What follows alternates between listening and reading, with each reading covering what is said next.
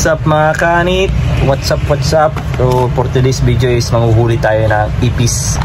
So maraming ipis dito sa kwarto ko kaya bumili ako ng trap arrows, hoy. So wala kasing lason dun, lason sana ibibilin ko ipakain.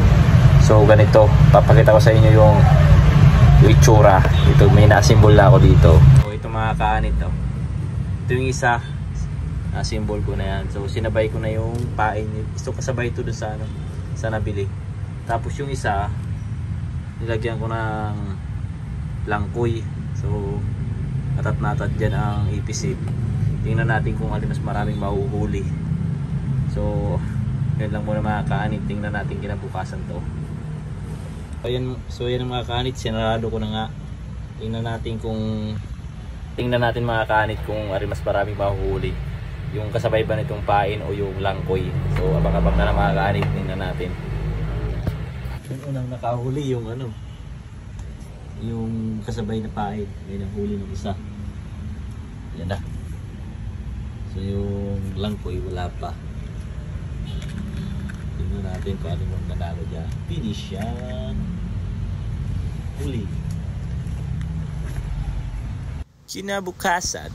Good morning mga kaanit. So tingnan natin yung trap natin. Tara, tingnan natin kung mas maraming huli, yung kasabay pagpain o yung langkoy. Let's go. Ayun na nga mga kaanit. Tingnan natin ito yung may kasabay na pain. Ay yung langkoy ito, yung dami. Ala, hindi mabilang. Ang dami ito kadiri. So ito yung langkoy. Meron ng buksan natin.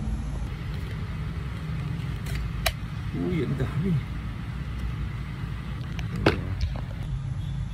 Ilan yan? 2, 4, 6, 8. Dami. 2, 4, 6, 8, 8. So ito yung kasabay na pain. May kasabay na pain. Buksan din natin. Ito yung kasabay na pain. Dami.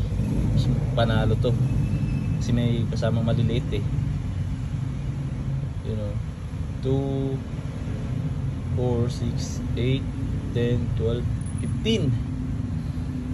So grabe kadiri.